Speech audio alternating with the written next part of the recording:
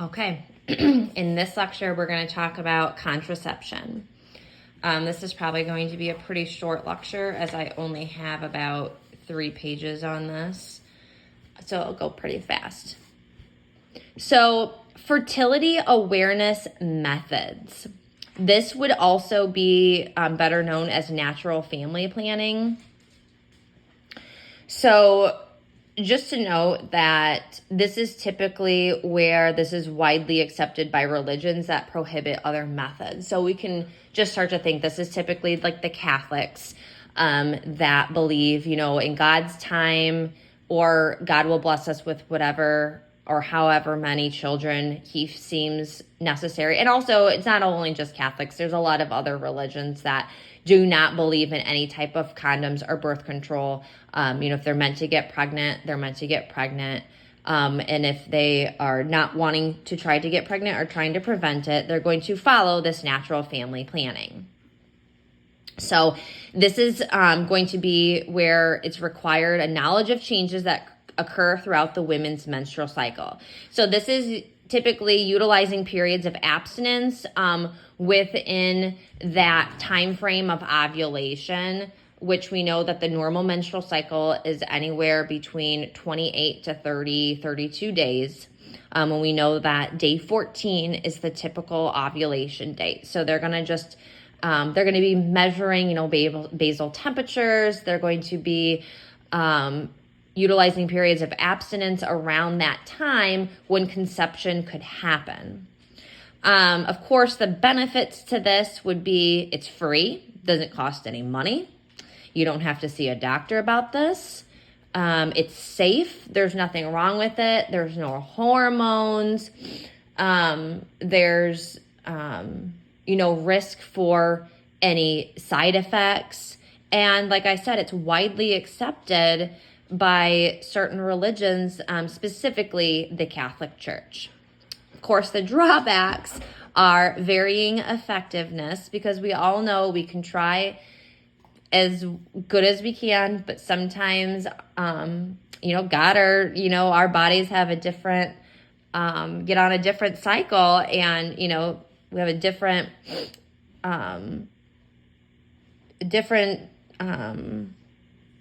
step that's going to be happening in our body. And so you could end up, getting pregnant. And that could be a possible drawback, especially if somebody, or, maybe a young married couple, or maybe just a couple in general, was not trying to conceive. And that drawback, for them would be, end up pregnant. And then also, because of that, might not work for those with irregular cycles. So maybe you are in some type of religion and you do not believe in any type of, birth control or pregnancy preventions, and you have irregular cycles. That might not be very helpful for you. So,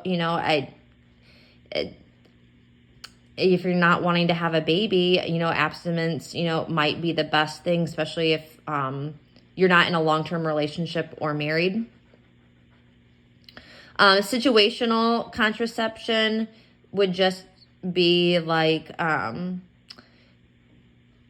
coitus, which we know is premature ejaculation, or douching after intercourse. And these we know are not 100% effective at all. We know that premature sperm or premature ejaculation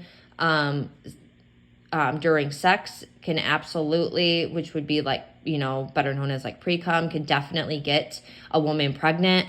And then it's actually been found that douching after intercourse, which I could see a lot of young girls or, teenagers thinking, oh, I just need to get the sperm out of me, I don't want to get pregnant. And it's actually been found that douching after intercourse can actually maybe encourage that sperm to travel further, because douching is not going to kill the sperm. It is not a spermicide at all. And especially at that point, that sperm is already on its way.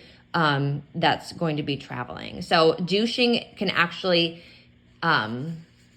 help that sperm to be carried up further inside of the woman's anatomy. So it's just some barrier methods would be your general male condoms, which are used quite frequently. Female condoms probably aren't used as frequently. There's a lot of women that use a diaphragm, and the diaphragm would need to be fitted for your personal anatomy, typically at your OBGYN. And it's also important to note that if you like the diaphragm and you want to continue to use a diaphragm, if you are pregnant and have a baby vaginally, your anatomy might slightly change, so you would need to be fitted for a new diaphragm when you are ready to engage in sexual contact after that vaginal delivery. You can use cervical caps and then vaginal sponges. So just on these barrier methods, the effectiveness is going to largely be determined by proper or improper use, because we know that, especially with condoms, since that's, the typical barrier method, you can have great success, and you can also have a baby, it just also depends on how, is it an old condom, was there a puncture, possibly in it? Was it not applied properly? So those are really things that we need to be considerate and be educated for our patients. Diaphragms and cervical caps are used with a spermicide, in which we know that spermicide isn't always 100% effective. So it is helpful in preventing it, but it's, none of these are 100% effective. Just know that. Diaphragms need to be, like we said, they need to be fitted. And then also, I said about, after you have a child, but also a weight change of more than 10 to 15 pounds. So obviously, if you are needing to lose weight, or you're wanting to go on a diet and you end up losing weight, or maybe you end up gaining weight, those diaphragms are going to need to be properly fitted for you for a good snug fit for your anatomy to be as properly effective as it possibly can. Vaginal sponges are impregnated with spermicide, which means impregnated means that it's like within, or it contains the spermicide. And these may need to be wet, moistened to activate. So a lot of times I honestly don't know anybody, and I've, never have used this vaginal sponge. I feel like this would take a lot of work. Because they need to be wet and moistened to activate. And I don't really feel like this would probably be improperly used, probably quite a lot, because if you're wanting to engage in some type of sexual contact or intercourse, you're not going to stop and then go wet and moisten this real quick to activate it. That's just not going to happen. So if it is something that they're wanting to do, really need to educate them that that's what has to be done, or it's not going to be properly used right. And then, so between diaphragm, cervical caps, and vaginal sponges. So these are things that are inserted, and then we obviously take them out. But we need to know that these patients need to understand that these three need to be left in place for at least 6 hours after sexual activity. So if you're using a diaphragm, a cervical cap, or any vaginal sponge, and you have sexual intercourse, we need to leave those in place for at least 6 hours after. But we want to make sure that that's taken out at sometime within, or sometime after that 6 hours, because we don't want to leave that in place for more than 24 hours. And then with all three of those, again, we want to make sure that that patient or that individual is, just periodically looking at them, making sure that there's no hair, there's no tears or holes or anything that's out of the norm, the way that it's supposed to be, and for it to fit properly. Some of the benefits, though, for all of these barrier methods, including the condoms as well, would just be that women that are maybe lactating and also do not desire any type of hormones, or maybe women that smoke, or maybe are over the age of 35, because we know that hormonal, especially oral hormonal birth control, can pose as a risk, especially with like blood clot formations, and also people that smoke. So intrauterine contraception would be better known as an IUD, and that is inserted into the uterus by a healthcare provider. This is obviously very highly effective. I know the ones that we typically think about would be like the Mirena. And then you can also get the little one that's in your arm that might be like that copper. That adverse effects include discomfort at insertion, especially with that Mirena that's getting put into that uterus. Increasing bleeding during menses, increased risk for pelvic infection in 3 weeks following insertion, preformation of the uterus, intermenstrual bleeding and dysmenorrhea, which would be that painful menses, and then expulsion of the device, which means that it's going to come out on its own. So copper or non-hormonal, that could last potentially up to 10 years. And then the hormonal ones, like we talked about, like with the typical Mirena that a lot of women choose, is about 3 to 5 years. And then you would just need to have that taken out and a new one put in. Hormonal ones may cause amenorrhea, which would mean the absence of a period. So sometimes that's a benefit for women.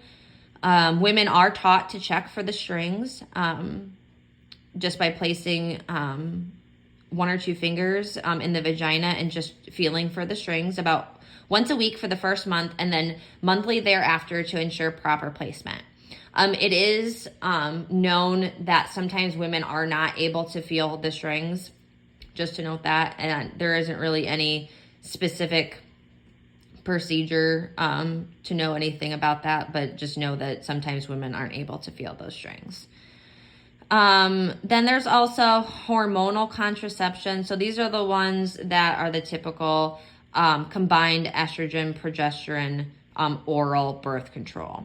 So these are highly effective with proper use, and they're easily reversible. And this is just like I said, your average birth control pills, your 21-day active pills, and then you're going to have those typically that are either white or maybe bluish in color. You have that like little ring of birth controls, or maybe just that little pack. And then you're going to have those 7 days that are placebo pills, and those are typically like a light brown in color. And this is going to inhibit the release of the ovum. And it's going to maintain a thick cervical mucus. So this is actually changing kind of your hormones. And so it's creating an environment where it's not beneficial and helpful for the sperm. Obviously, you have, with a lower dose, you're going to have fewer side effects. There's also a progesterone-only mini pill. And this is suggested for people that are breastfeeding or maybe cannot have any type of estrogen. There's also contraception for like a skin patch, like a birth control skin patch, or like a vaginal ring. And those are both very common as well. And these are definitely helpful, especially if you're not wanting to take any type of birth control, because we know that it's not always easily managed, because a lot of times, people aren't taking their birth control at the same time every day, or maybe they forget a pill, and it's just a headache sometimes for people. So they want to do 3 weeks on, 3 weeks off with the skin patch or vaginal ring. So that skin patch would just be like on the upper deltoid. It could be applied to the thigh. It could be applied to the stomach, or even the butt. And that patch stays on for 3 weeks, and then you just take it off, and then you would start on with a new one. And then same with that vaginal ring, that you put that inside of you with just 2 fingers. It stays in for 3 weeks, and then you just pull it out, and then have that out for 1 week, and then you reinsert a new ring. And that the patch and the vaginal ring contain the hormones just as regular birth control. Long-acting progesterone, so this would be that subdermal implant or injection. So that Nexplanon would be inserted into your arm. I'm sorry, I think I said that intrauterine. So that copper would be in your uterus, or that Mirena would also be in your, so just think of IUD is only your uterus, and then your subdural implant or injection. So that Nexplanon that's normally put inside of your upper, inside of your arm, it kind of almost looks like a little tiny wire. And that contains long-acting progesterone. And then your Depo-Provera, which better known as just your Depo shot, that is an injection that you get done at the doctor's office. And those are also a little bit easier for most women too, because you're not having to think about taking a pill. Your doctor either gives you a shot, or you just have that little wire in your arm that's giving you that birth control. And then of course, emergency contraception, which would be like your Plan B pill, which can be very highly effective, especially with taken within 72 hours after a possible malfunction in a birth control. An operation like a sterilization, this would be your vasectomy or your tubal ligation, like having your tubes tied. This could be reversible, but it should be considered carefully, because even though it is possible to be reversed, it's not always able to. So males, for a vasectomy, that is a surgical severing of the vas deferens.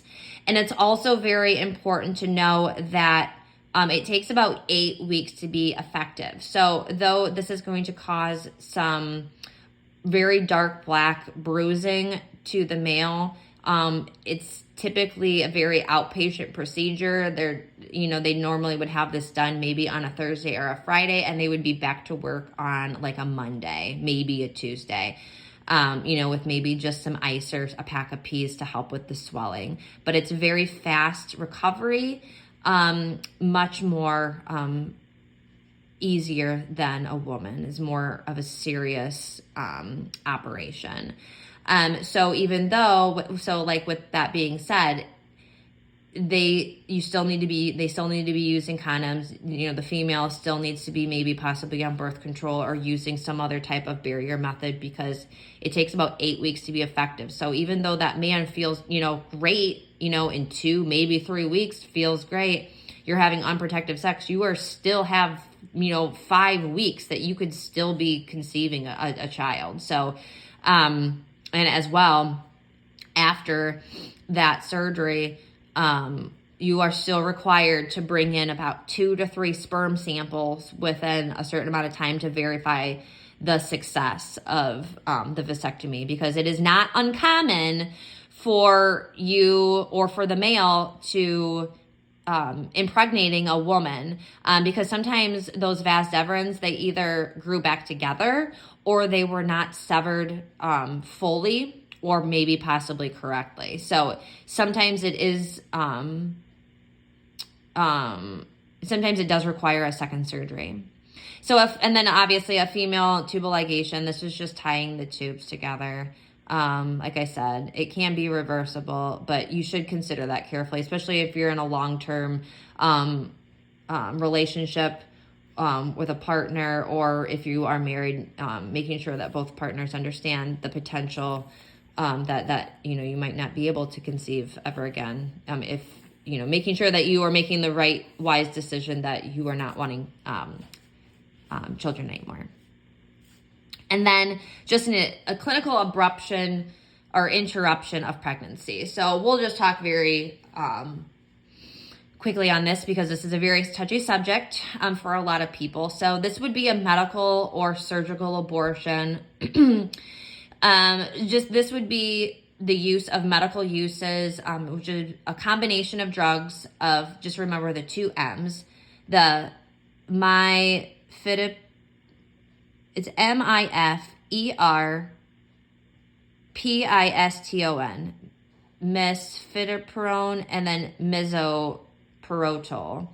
So those are just going to block the progesterone and induce contractions to expel the products of the conception. So depending on, you feel like you could be pregnant, or you found out that you were, pregnant, you end up taking this pill, and this is going to just induce the contractions and expel that. It was originally designed for the first 7 weeks of use. But the ACOG endorses the use up to 63 days after conception. So, basically they're saying that better success rate, within the 2 months after conception. So originally designed for 7 weeks, they're saying possibly about 8 to 9. Could also have a surgical abortion, and this could be either selective or maybe not. Maybe we also have to consider the fact that this could be a miscarriage as well. So surgical is usually completed with a DNC, which is better known as the dilation of the cervix and cuturage, which we just call the DNC, and that's just kind of like the scraping out of that area. It's easier and safer in the first trimester, but it can be completed in the second trimester. Legally, this can be completed up until 24 weeks. Of course, we know with the bans in a lot of the states, and also the unbanning in a lot of the states, that some states may have stricter regulations or less stricter regulations. So that's all I'm going to say on that, without having my opinions. So that is it for contraception.